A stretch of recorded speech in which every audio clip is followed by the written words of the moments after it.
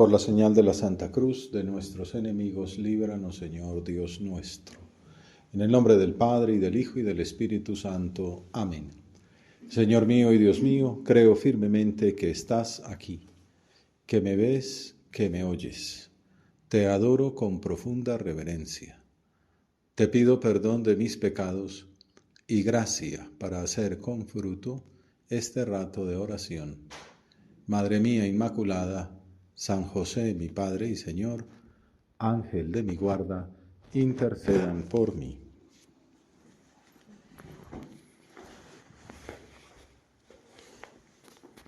Después de llamar a los primeros discípulos, Jesús comienza su predicación itinerante, que se resume en grandes discursos, como el Sermón del Monte.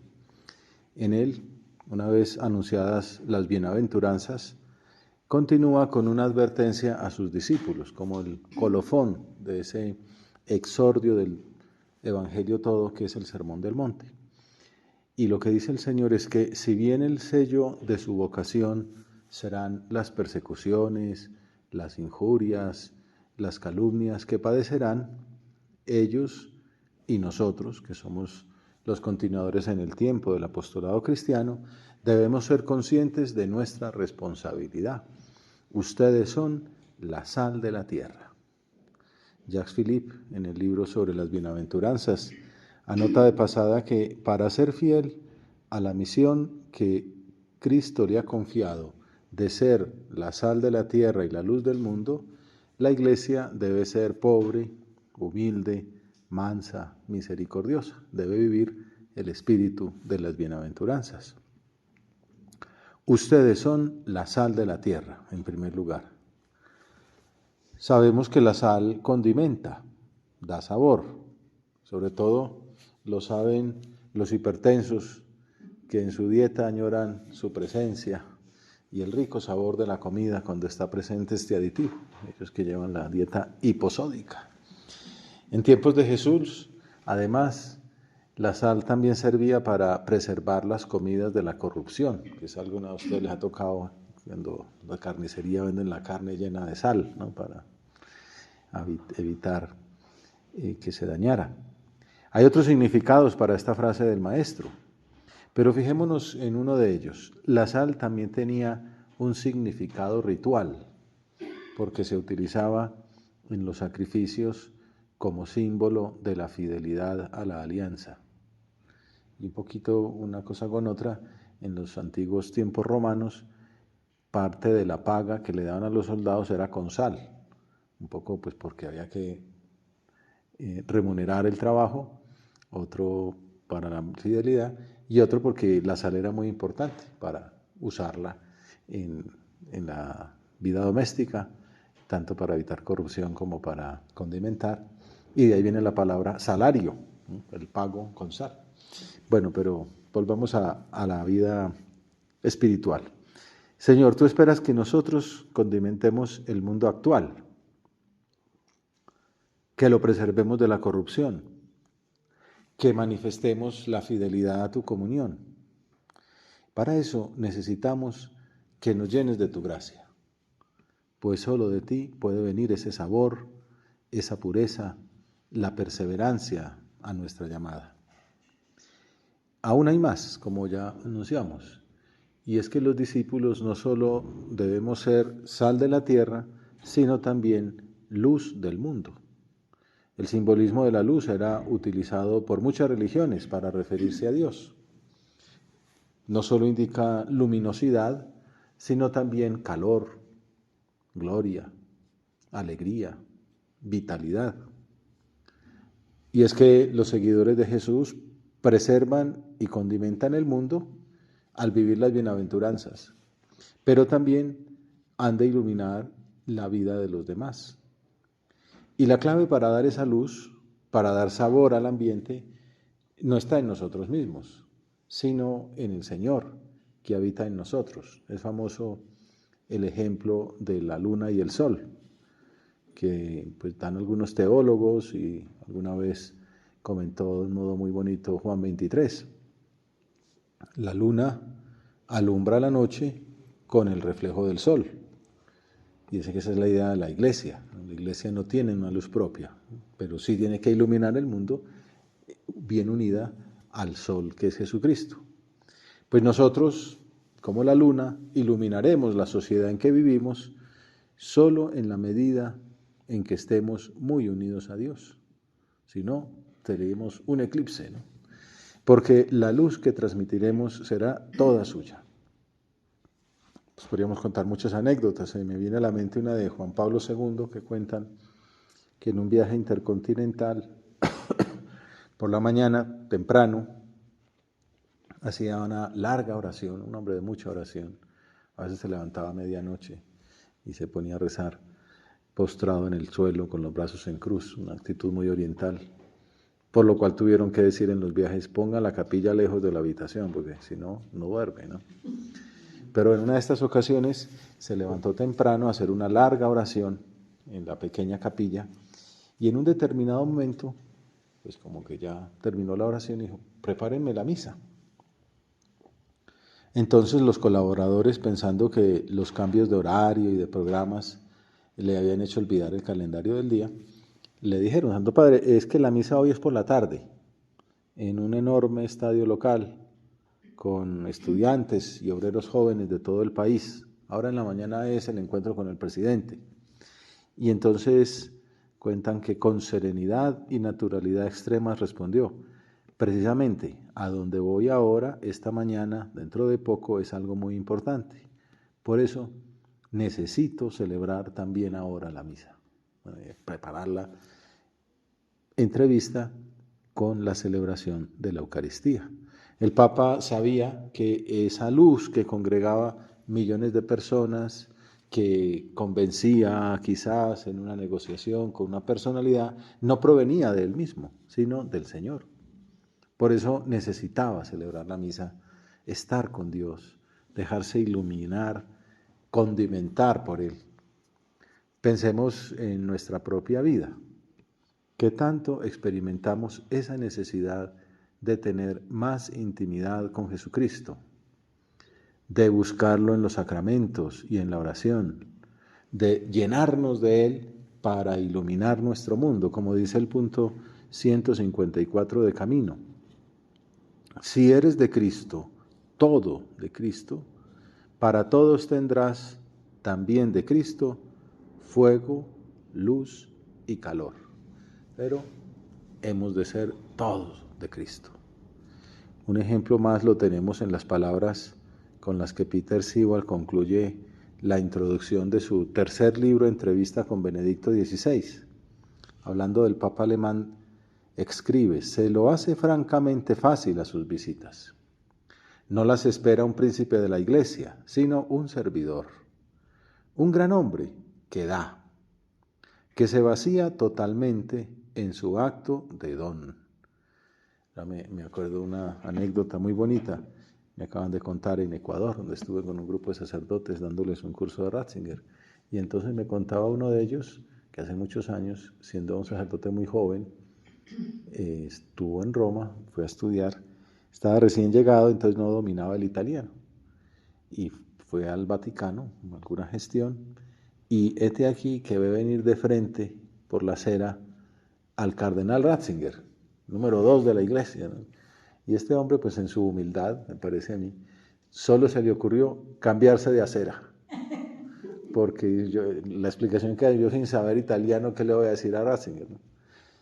Pues, ¿qué hizo Ratzinger? Se cambió de acera también y le vino al encuentro de un sacerdote joven con facies peruanas, o ecuatorianas, perdón, en este caso, y le preguntó, ¿y usted quién es? ¿Qué está haciendo en Roma? Perdón, es que me cambié porque yo no sé italiano, no, tranquilo que yo sé español, yo acabo de estar en Ecuador. Y entonces habló un momentico con él, pues preguntándole qué hacía y esto, yo estaba en Ecuador. Muy bonito, ¿no?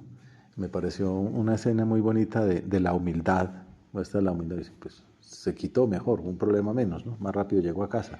Pero yo soy un servidor de la iglesia y este muchacho es un ministro de Jesucristo, pues vamos a darle un saludo y a ver en qué le podemos ayudar. Pues esto era cuando era prefecto, para los años 80, y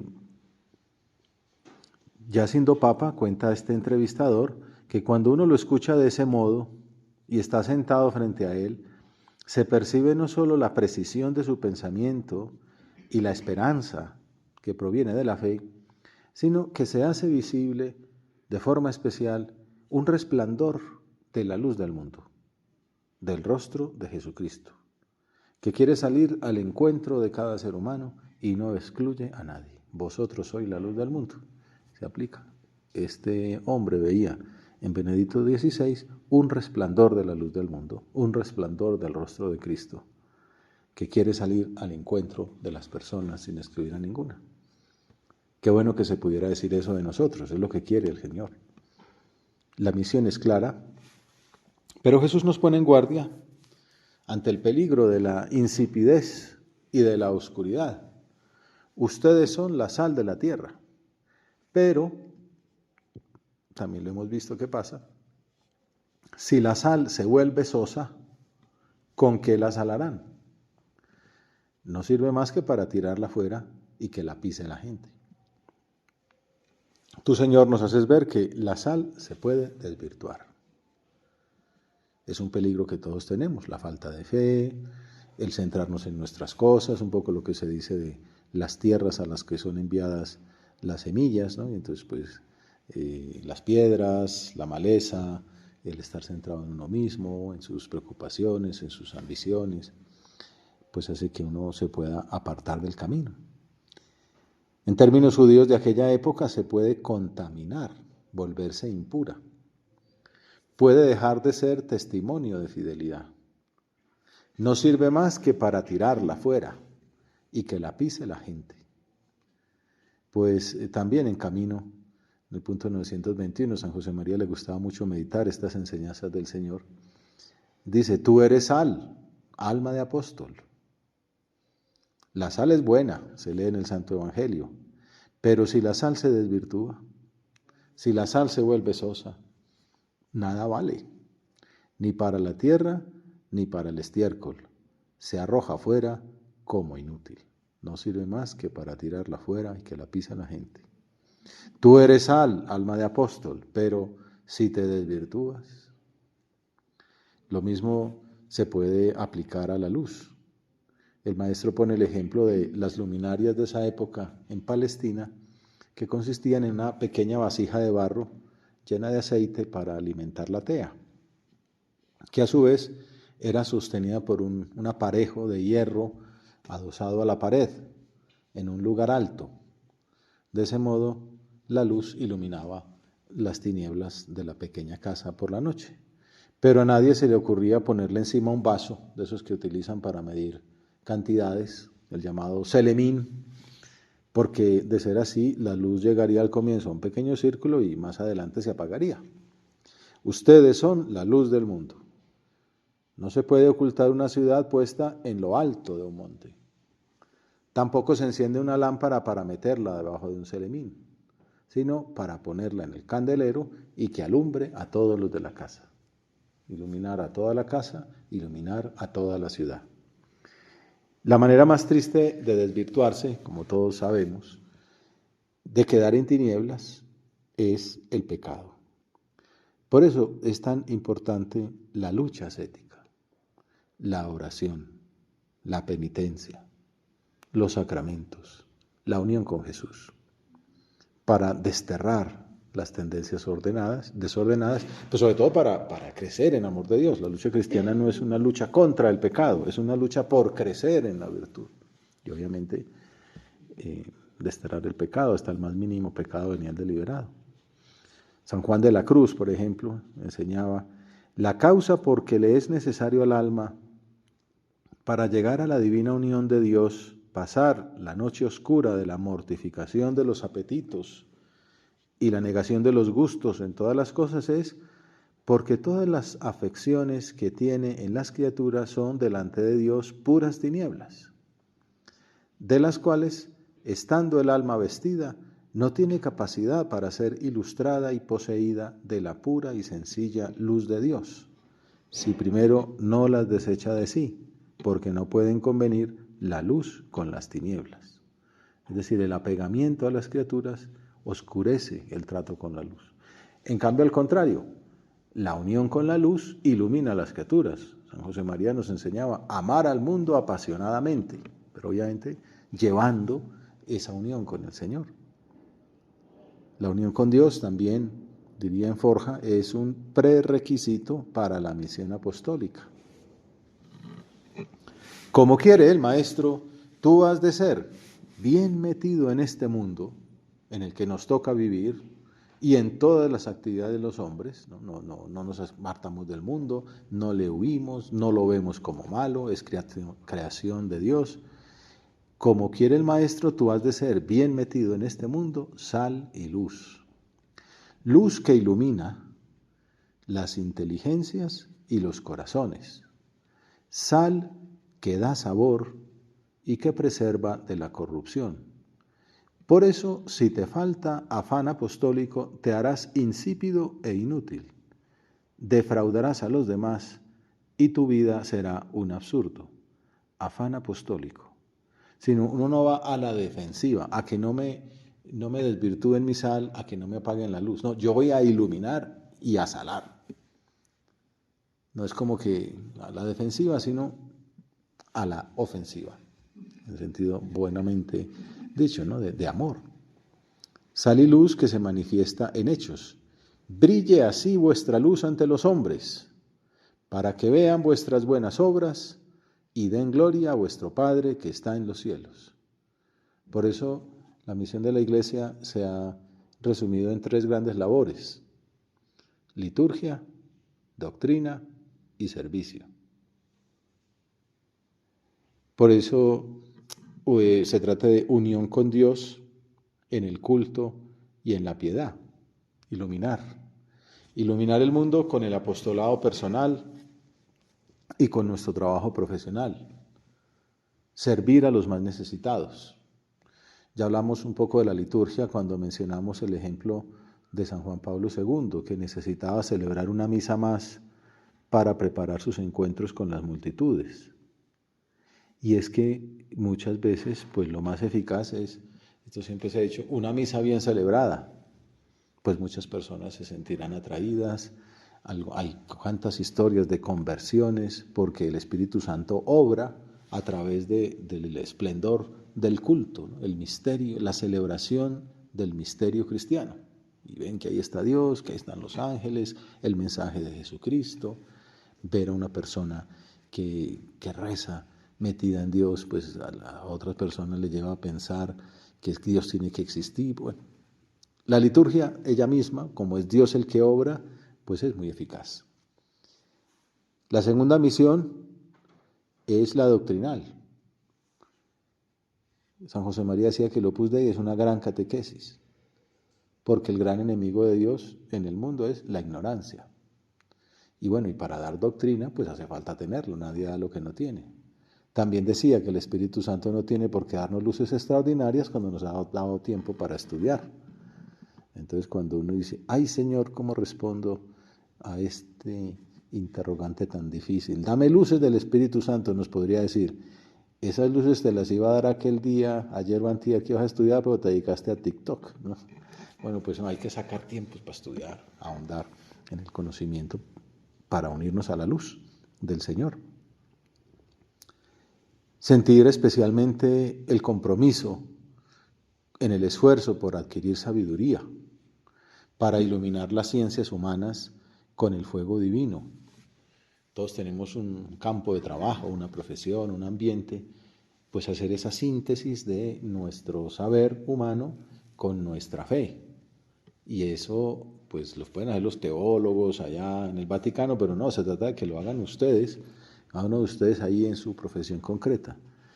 ¿Quién puede saber mejor cómo unir el arte con la fe? Pues hombre, podemos buscar a Dostoyevsky y tal, pero no, tú que eres artista, tú que eres pintora, cuéntame cómo lo haces tú.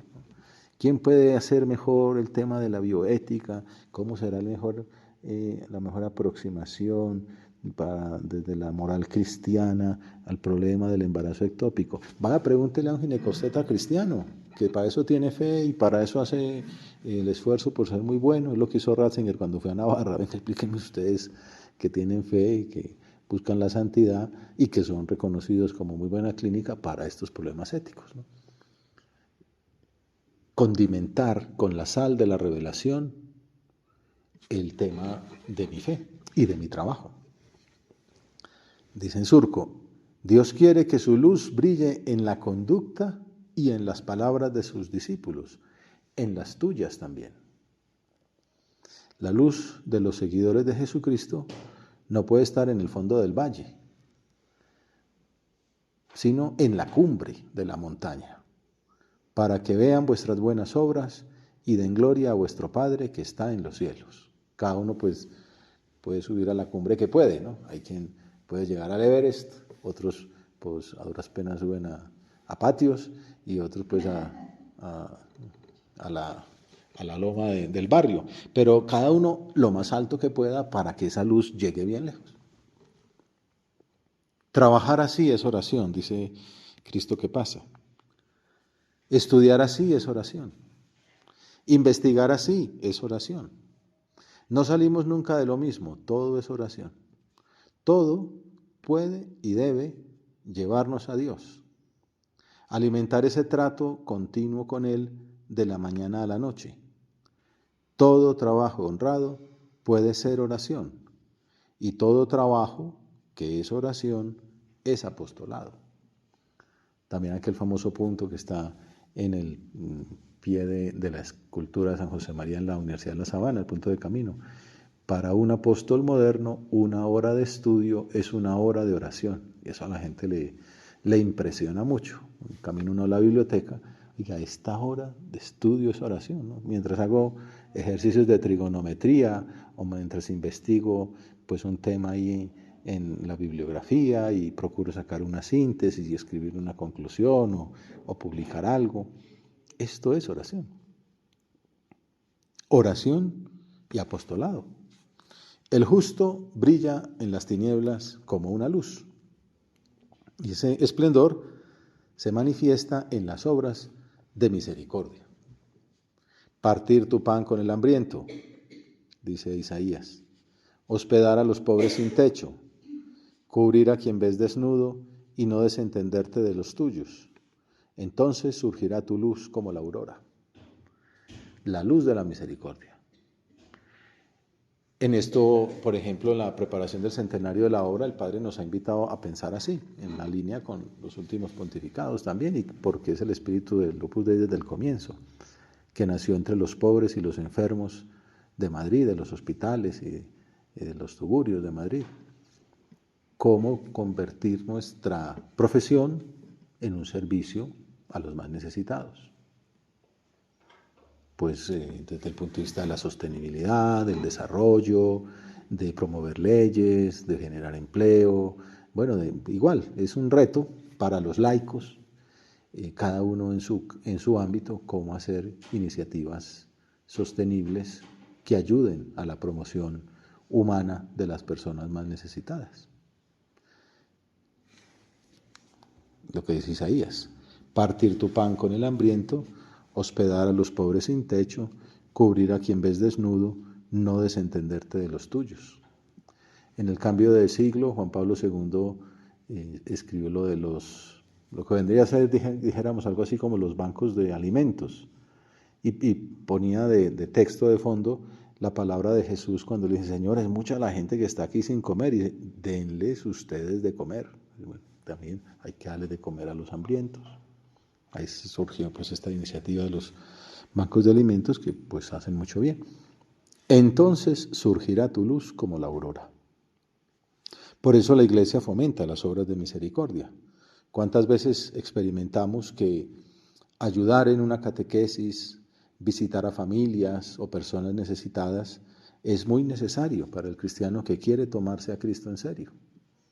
En el apostolado, mi experiencia es esa, que lo más fecundo apostólicamente es hacer labores sociales, que no es una simple labor social, sino una labor de misericordia, porque está el amor de Cristo, porque hay algo de doctrina, porque se nota que es una misión cristiana, o porque la convivencia de aquellos jóvenes que van a hacer aquel servicio, pues incluye la confesión, pues para el que quiere, pero casi todos terminan confesándose, la misa, la Eucaristía, la comunión, la meditación, el rosario.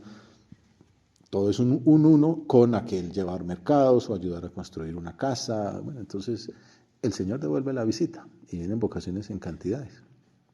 Y es lo que pues enseñó San José María desde el principio. Él llamaba los medios tradicionales de la labor. Porque pues antes era, qué sé yo, el PowerPoint, ahora la inteligencia artificial, todo eso cambia. Pero lo que no cambia es lo tradicional. ¿Y cuáles eran? Las visitas a los pobres y las catequesis de la Virgen. Y hay por ahí un texto muy bonito de un apunte íntimo, haciendo ver la eficacia en el apostolado. Los nuestros, con el fin de convertirse en hombres de Dios, dedicarán al principio una buena parte de su actividad a la catequesis de niños y a la visita de enfermos. Una manera muy concreta de ver cómo llevar a esos universitarios, a los que quería ilusionar con poner a Cristo en la cumbre de las actividades, ganarse los premios más altos, ser profesores universitarios. Pero espera, y bueno, y para eso se ponían salas de estudio que no eran muy comunes en aquella época, en silencio, buenas bibliotecas, pero con el poco tiempo que tenían, porque en ese entonces estudiaba de lunes a sábado, el rato libre, visitas a los pobres, catequesis de niños, de parroquias bien pobres. Para hacerse entender de los niños, habrán de humillar su inteligencia. Para comprender a los pobres enfermos, tendrán que humillar su corazón. Y así, de rodillas su entendimiento y su carne, les será fácil llegar a Jesús. Por el camino seguro del conocimiento de la miseria humana, de la miseria propia, que les llevará a anonadarse para dejar a Dios que construya sobre su nada. Texto bellísimo, ¿no? Que muestra como, dijéramos, la antropología de la solidaridad y de la santidad cristiana por el camino de la misericordia. Porque sabemos lo que dice Jesús también, lo que le gustaba tanto recomendar al Papa Francisco, el capítulo 25 de San Mateo. Tuve hambre y me diste de comer, tuve sed y me diste de beber, estuve desnudo y me vestiste. ¿Y cuándo hice yo todo eso? Cuando lo hiciste con eso, con uno de esos hermanos míos más pequeños, conmigo lo hiciste. Será fácil llegar a Jesús. Acudamos una vez más a Santa María, Reina de los Apóstoles. ¿Cuánto habrá ayudado ella en los primeros pasos del cristianismo, recordando a los apóstoles las prioridades que su Hijo les había marcado para ser sal de la tierra y luz del mundo? Que nos ayude a iluminar nuestra mente, nuestro corazón, a purificarnos, a huir del pecado, a crecer en virtudes, a amar a Jesús, a buscar la santidad, la plenitud de la filiación divina, a llevar ese espíritu a todas las personas, comenzando por las que están más cercanas a nosotros y buscando servir a los más necesitados. Pues a la Virgen le pedimos que sean vida nuestra las palabras que San Juan Pablo II predicaba el día de la canonización de San José María. Algunos de ustedes habrán estado allí, el 6 de octubre del 2002. Éramos muy jóvenes en ese entonces.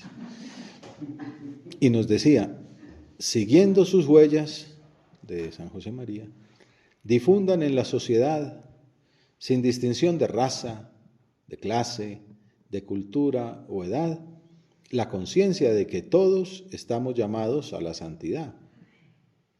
Esfuércense por ser santos ustedes mismos en primer lugar, cultivando un estilo evangélico de humildad y de servicio, de abandono en la providencia y de escucha constante de la voz del Espíritu.